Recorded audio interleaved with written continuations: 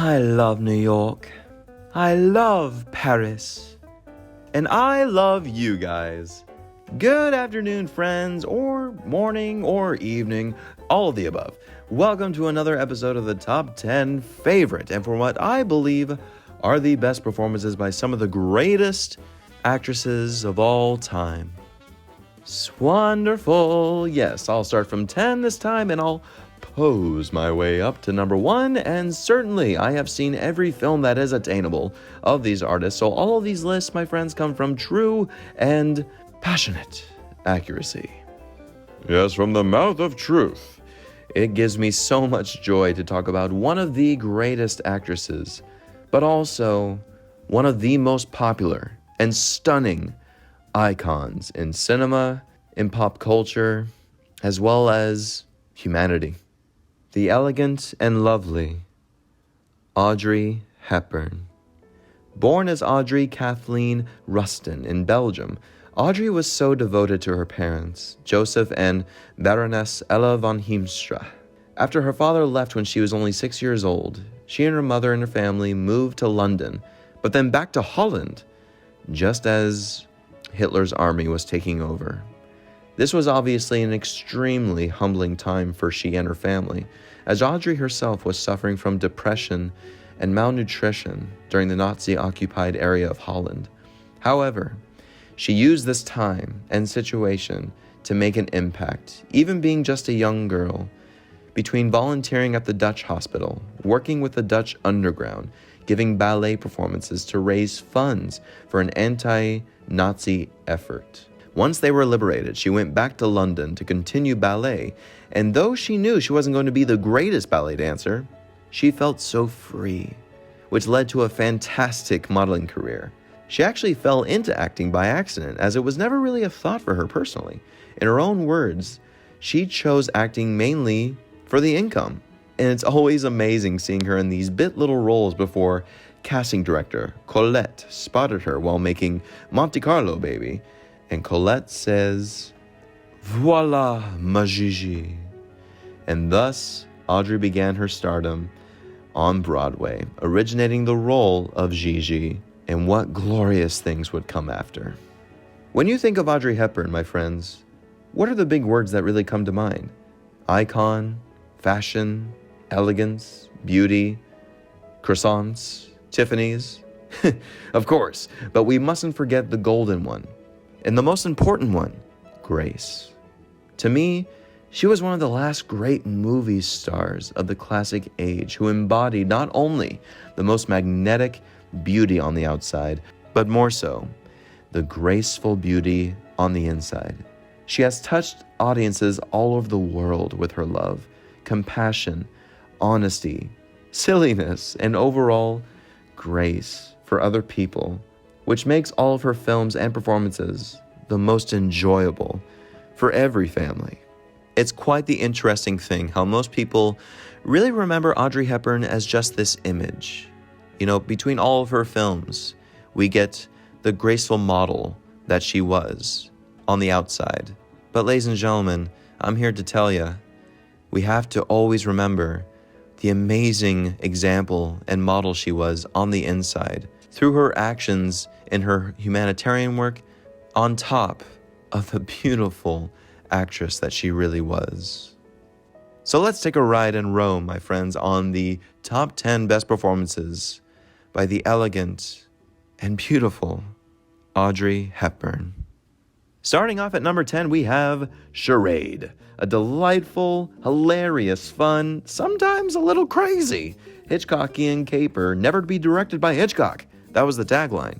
Audrey Hepburn is just wonderful as Regina Lampert, a beautiful widow who's being pursued by 4 greedy men who suspect she knows where her murdered husband hid a stolen fortune that belongs to them. If she doesn't comply, they will certainly kill her.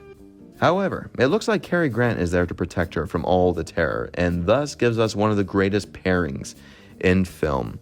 Grant and Audrey Hepburn this time.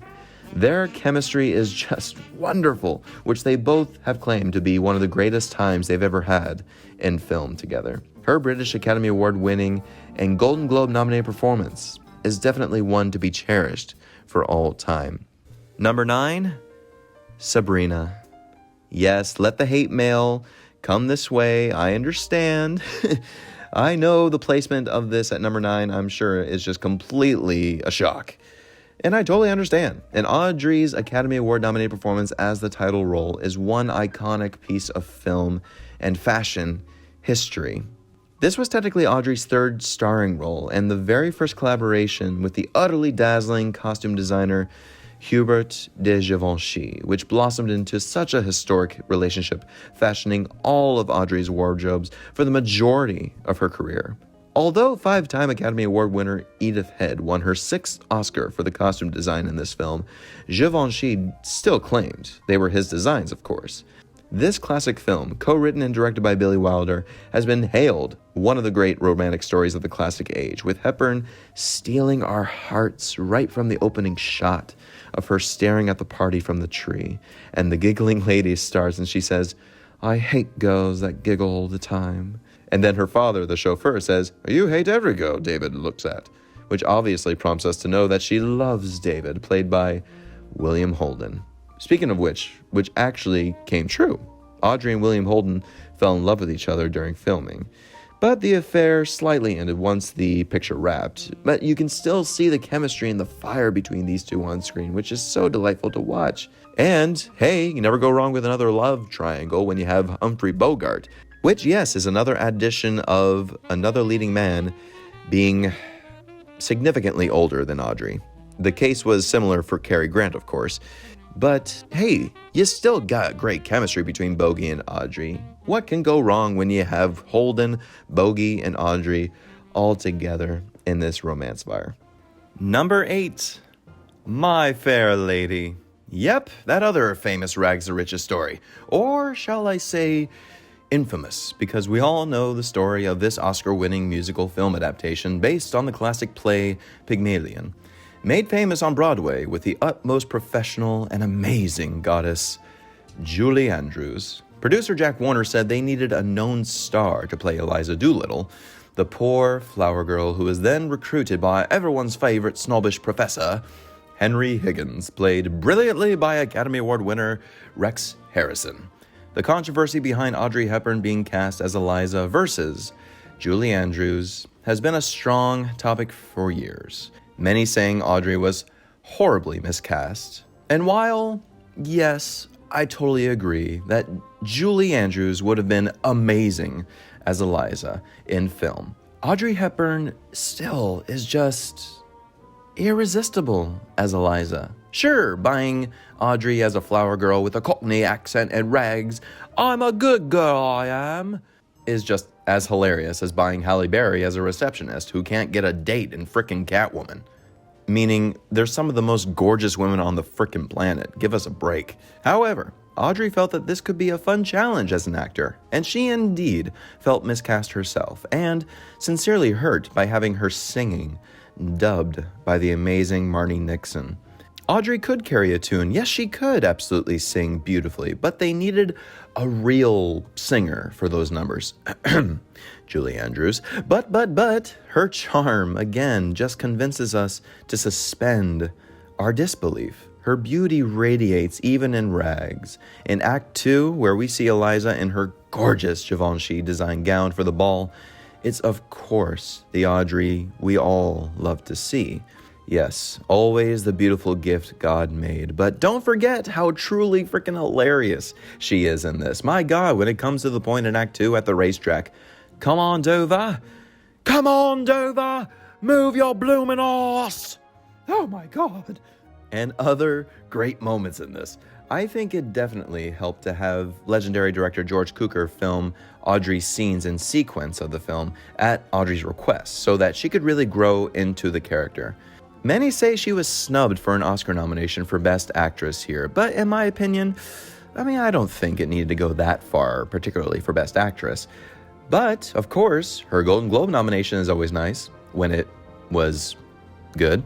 And of course, the irony of having Julie Andrews win that year for Mary Poppins is just wild. And you know what? It all works out in the end. Despite what many more people will say about Audrey's performance here as Eliza, to me, She certainly made me want to dance, dance, dance all night. Number 7, Two for the Road. This indeed was such a hard placement because Audrey Hepburn truly gives one of her most honest and dear performances as Joanna Wallace, a wife in the late 60s going through such marriage challenges with her husband, Mark, played by Sir Albert Finney. There are so many scenes to admire, given that the film is very fresh and hip and being non-sequential. It was at a time in the late 60s where Audrey Hepburn was really challenging herself to try different works and challenging her fears. Hepburn was apparently diagnosed with suffering from hydrophobia, being fearful of large bodies of water. So for the scene where Finney throws her in the pool, they had the crew hanging on to pull her out immediately when they yelled cut. So you can definitely see a deeper layer within her performance here in this Academy Award nominated film for Best Screenplay. Every scene between she and Albert Finney has such an organic life to them. It doesn't feel put on at all, even though their marriage can feel put on in the context of the script, if you know what I mean. It requires someone being so honest and real, which, how can you go wrong with Audrey? For her work here, she earned a Golden Globe nomination for Best Actress, and yes, once again, Golden Globes, you're on a good track there. This came out the same year as Wait Until Dark, and yes, she ended up with a nomination for the latter, but honestly, I would have loved a double nod for this. But I know, that's asking way too much. Which, speaking of which, brings us to number 6, Wait Until Dark. The thrilling film based on the classic Frederick Knott play of the same name, produced by Mel Ferrer, Audrey's husband at the time, starring Hepburn in her 5th and final Academy Award nominated performance as Susie, a blind woman who gets terrorized by 3 thugs hunting for a doll filled with heroin, hiding somewhere in her basement of an apartment. This role was originated by Academy Award nominee Lee Remick on Broadway, and it would have been amazing to see Lee Remick in this role. But of course, then again, Audrey Hepburn is just wonderful and exciting as Susie. The detail of Susie only recently going blind is quite interesting. And Audrey certainly did her homework by going to a school for the blind and learning from the students about the characteristics of movement and how to read Braille, which, being fluent in other languages, 5 to be exact, became no issue for Audrey. Director Terrence Young guides this thriller very efficiently, enough to make us so tense and grip the life of our armchairs for Audrey. And you know what's amazing about this, folks. One of the soldiers that Audrey cared for during World War II when she was just a young girl at the Dutch hospital happened to be director Terrence Young. And look what happens 20 plus years later.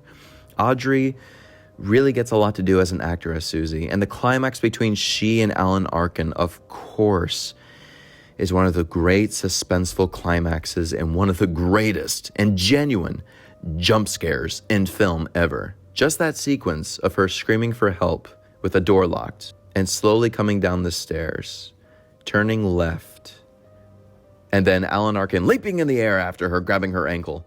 Oh God, it's great.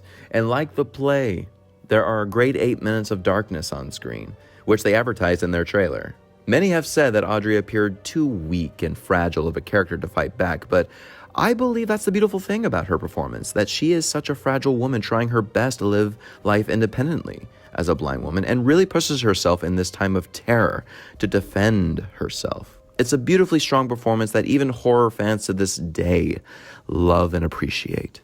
Number 5, The Children's Hour. A truly mesmerizing film and quite groundbreaking at the time of its release in 1961.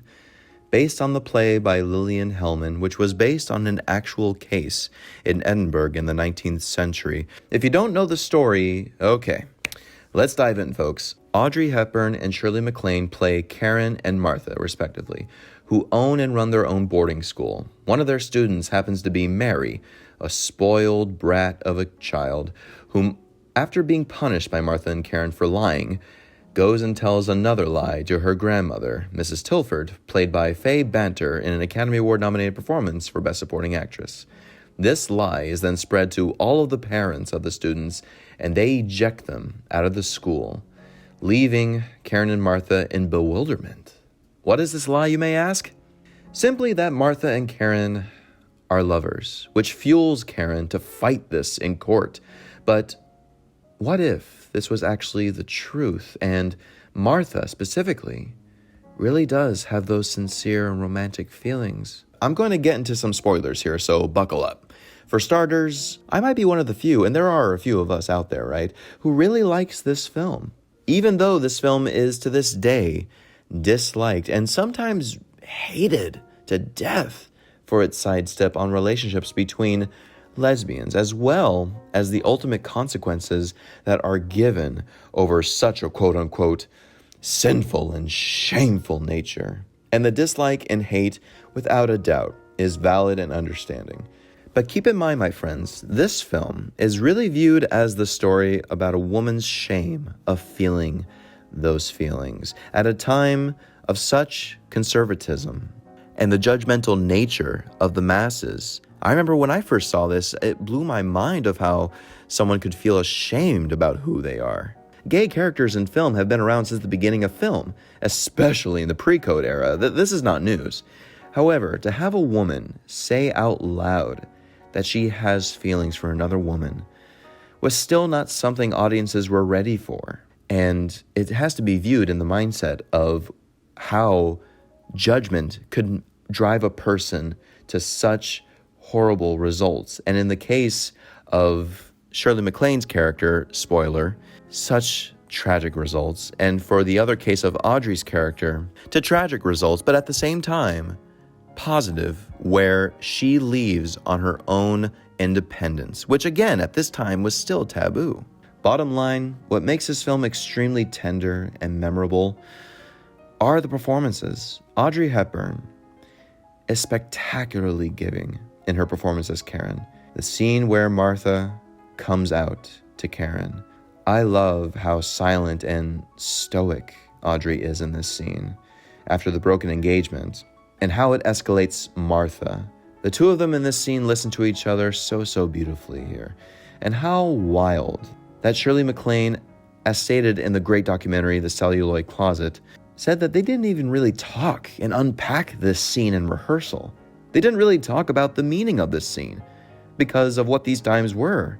It's crazy. However, it's clear that the whole ensemble gives some of the most sensitive and real performances ever committed to film. I will never forget the final climactic sequence when Martha is just staring out the window down at Karen, and Karen is walking and thinking about everything that has transpired, and then walks briskly back to the house, then runs briskly back to the house, trying to open the door, shouting for Martha, and then breaking the door open in desperation, looking down at the fallen chair, and then slowly raises her head up and sees Martha hanging. The look on Audrey's face is soul-shattering. It's a film and performance that I truly recommend, most definitely, and deserves to be seen and talked about for generations to come. Number 4, Breakfast at Tiffanys. Moon River. Are you still with me? I am positive now there are dozens of you that are shocked and appalled of this placement at number 4, being obviously Audrey Hepburn's most popular, most iconic performance in film ever. Whenever you think Audrey Hepburn, the number one thing without a doubt you think is Breakfast at Tiffanys. Do I detect a look of disapproval in your eye? Well, tough beans, buddy, because that's the way it's gonna be. And I completely understand that, folks, being a 5-time Academy Award-nominated film based on the popular novella by Truman Capote, with 1 special nomination for Best Actress for Hepburn. Holly Golightly. No, not the badass musician, whom I love, but the beautiful New York call girl, who has a new neighbor, Paul, played very blandly by George Peppard. And as they both learn more and more about each other, go on the great adventures about New York together, somehow they grow toward falling in love with each other, even though she doesn't want her lifestyle interrupted by the prison of this thing called love. Okay, my friends, let's address the elephant in the room, and that is, Jesus Christ, why is Mickey Rooney playing Mr. Yunioshi in this? Yes, we all know those were the days, and it is what it is. But no, how about the other elephant in this room, such as Audrey Hepburn clearly was just too beautiful and elegant to play Holly Golightly. It was clear that Hollywood wanted to take a whole different approach to this story and take out the homosexual and bisexual elements, as well as the darker tones the book has. The film itself still has some of the darker tones installed here. I mean, don't get me wrong, it is still there, which I appreciate. Capote himself really wanted Marilyn Monroe to play the role, and I think that would have been fantastic. However, that being said, you cannot deny the charm, the utter sweetness that Audrey Hepburn brings to this picture. She gives so much to this role at the same time of herself thinking she was miscast as well. All of the scenes of Holly having fun, living life are just lovely, giving such a Valentine to New York, even though that wasn't the original intention of the book.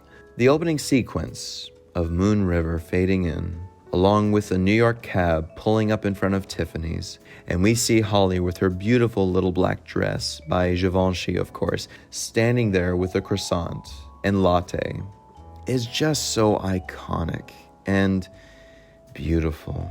It makes our heart flutter every single time we see this dream maker and heartbreaker yearn for more. The breakdown scene that she has when she gets the telegram about Fred and then trashes her room, I think is wonderfully done, among the other scenes that demand so much more out of Audrey. She does carry this underlying brokenness within Holly that makes it work very well. Not to mention her sensational sense of humor and joy for life, which remains one of the greatest attachments we have to Hepburn. Despite many reservations, Audrey Hepburn's performance as Holly Golightly remains one of the most influential, popular, and glamorous performances to ever exist in pop culture, inspiring and influencing a whole culture of Holly Golightly personas, iconic fashion beyond belief, and a love for New York that stands the test of time. It's just no wonder why this was one of Audrey Hepburn's personal favorites. Number 3, Funny Face. Ooh, these top 3 were extra difficult, folks. Certainly, because I just love this Gershwin musical, directed by the amazing musical craftsman Stanley Donen, starring Audrey as Jo, a shy bookstore employee who really wants to be a model, and gets photographed by Dick Avery, a famed photographer played by the incomparable Fred Astaire. He's inspired and believes Jo could be the next top model. So off they go to Paris with Kay Thompson and have a blast. And wouldn't you know it, Dick and Jo fall in love with each other. But this is creating some friction here. I mean, given to their professions, they can't fall in love with each other. What's going on here? But they can't resist each other. Oh, even though he's 30 years older than she is. But you know what? Cary Grant, Humphrey Bogart, why should Fred Astaire be any different? I think it's one of the greatest. You have the phenomenal dance numbers with Fred Astaire and the legendary Kay Thompson chewing the scenery, and Audrey really outdoing herself with the comedy, the drama, her own singing voice, which is so lovely, and her fantastic dancing. I can't tell you how many times I've watched her bohemian dance sequence as a kid. It's one of the goofiest, fantastically entertaining, joyous dance numbers you will ever see. Thank God she turned down the musical film adaptation of Gigi to do this film, reminding all of us in this film why Audrey Hepburn was such a godsend to photographers around the world. Every scene of Astaire photographing her, "When you're ready, just say go. All right, go. Oh, that's fabulous. Wait, stop. I can't stop now. Take the picture. Just fabulous. She really gets to relive her years as a model as well here. Oh, and that big reveal of her new look leaves you speechless. Number 2, The Nun Story. What an incredible piece of acting from Hepburn that truly feels so genuine. Based on the novel by Catherine Holm, or Holme, pardon me if I mispronounced that, which is based on the life of Belgian nurse Marie-Louise Habetz. Audrey owns the role of Marie as Gabrielle Vandermal, who leaves her well-to-do and successful family and enters the convent in the late 1920s to work in the Belgian Congo. But she soon discovers that serving within the convent might not be what she expected. Ladies and gentlemen, this film very often gets overlooked, even by the most devoted of Audrey Hepburn fans. We all love to remember the Audrey Hepburn of beauty, fashion, etc., as stated previously, but people always forget the sensational actor that she was here, especially with this story that mirrors Audrey's very own beliefs and commitment to help others in need, like what she committed to years later with UNICEF. She first became aware of UNICEF during World War II, but in 1988, she became the Goodwill Ambassador, leading the cause of raising funds for children all around the world who struggle with starvation and malnutrition. That spirit about Audrey is obviously visible with her performance as Gabby, who is so torn and challenged heavily with wanting to be the greatest help, but has always looked the other way and given practically disappointment. The last moment where she is about to leave and then stops and has a last-minute doubtful thought gives us a clue that hopefully she will not live the rest of her life doubting her choices. The film wound up earning 8 Oscar nominations, including one most deservedly for Hepburn for Best Actress. If you haven't seen the Nun Story, folks, anyone who's anyone needs to see it. To see Audrey in a very different, very impactful, and very special performance. That Audrey also claimed it at being one of her own personal favorites. Now, here we go with some honorable mentions, my friends.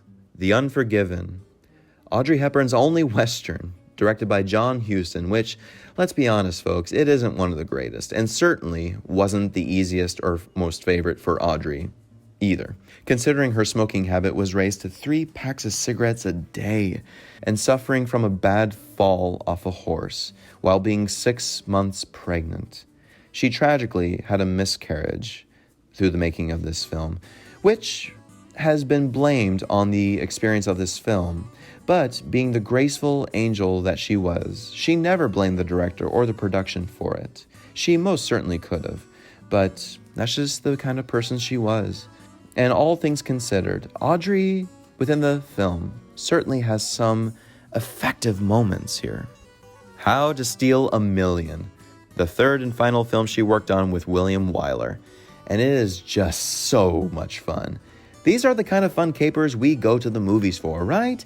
Even though it didn't really do too well financially. But with the pairing of Audrey and Peter O'Toole, oh, you still have a great time. And of course, Givenchy's wardrobe designs for Audrey here are continuously stunning and influential. It's cute. It's so adorable. And Audrey, again, is just so sleek and captivating as a mysterious daughter of a forger looking to rob the forged painting at the museum to protect her father. Good intentions, just pretty wild execution. Paris When It Sizzles, a delightful romantic comedy, fantasy, guilty pleasure, if I've ever seen one, that everyone still enjoys, right? Audrey and William Holden are back together again as being a typist and a screenwriter, respectively, hanging out in Paris to write the next best screenplay based on the title, The Girl Who Stole the Eiffel Tower. Though he's experiencing bad writer's block, we can only hope Audrey will inspire him to write a great film using her image. And thus, the movies within the movie begin, and it's just darn good old-fashioned fun. It's far from being perfect, but cameos a go-go between Marlene Dietrich, Tony Curtis, and hey, Mel Ferrer.